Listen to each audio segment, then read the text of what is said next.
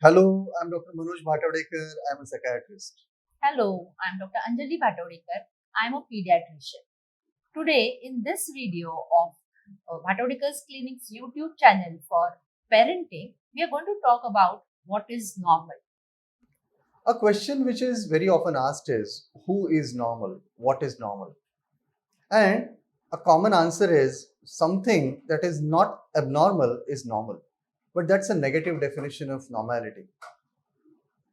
In medicine, we use a statistical definition of normality which says that what is statistically average is normal.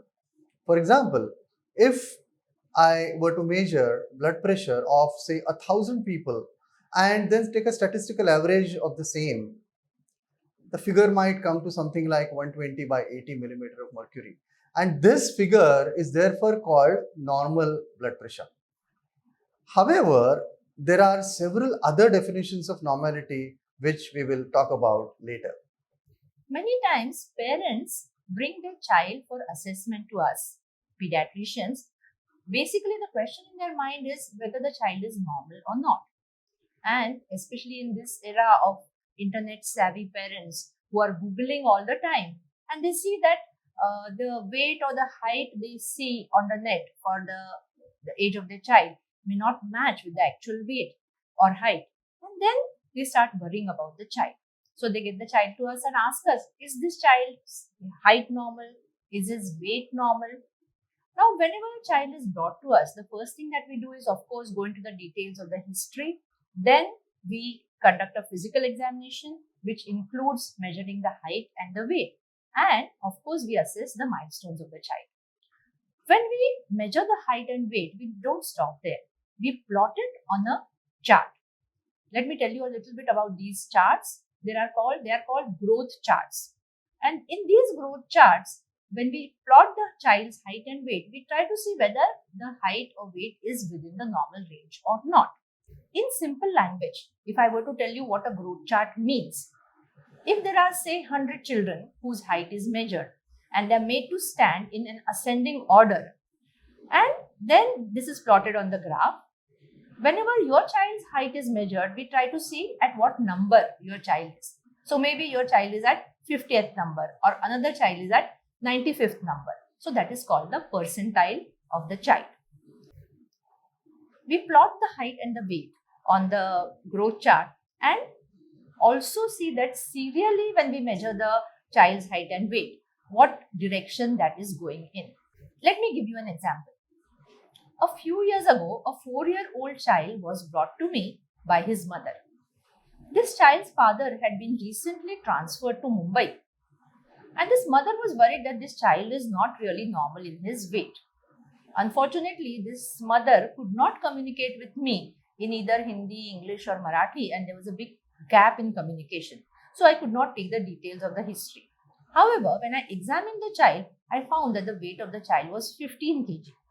And this, when plotted on the graph, on the growth chart, it showed that it is falling within the normal range. Even when I examined the child physically, there seemed to be no gross abnormality. But as I could not get the details of the history or the previous records, I asked the mother to come back with the father next time. A few days later, the child was brought again, and this time the father accompanied the mother and the child. Fortunately, the father had also got the previous medical records of the child. When I looked at the medical records, I saw that 6 months ago this child's weight was 17 kg or 17.5 kg, and now the weight was 15 kg. So, though the 15 kg is within normal range for a 4-year-old, this child had lost about 2 to 2.5 kg in the last 6 months, which is definitely not normal. So I went into the details of the history, and then the father told me that this child was not eating normally for the last few days. His activity had reduced, and he was also having fever off and on. Obviously, we had to conduct some tests for this child and give the proper treatment to this child.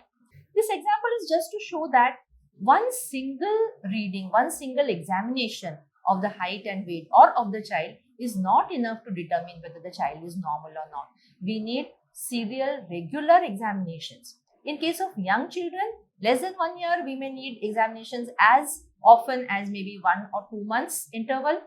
A little older child may require examinations at 3 to 4 months interval, and children older than 3 or 4 years may require examinations, say, every year or so. In these examinations, we not only check the height and weight, we also look at the physical status of the child, and also see whether this child is growing normally, developing normally, whether all his milestones are achieved normally or not. When we serially examine a child like this, it is very easy to pick up early problems with the growth and development of the child. Yes, so much about the physical parameters of a child. A real difficulty comes when it comes to mental functioning. So, what is normal mental functioning of a preschooler? And we will talk about this in subsequent sessions.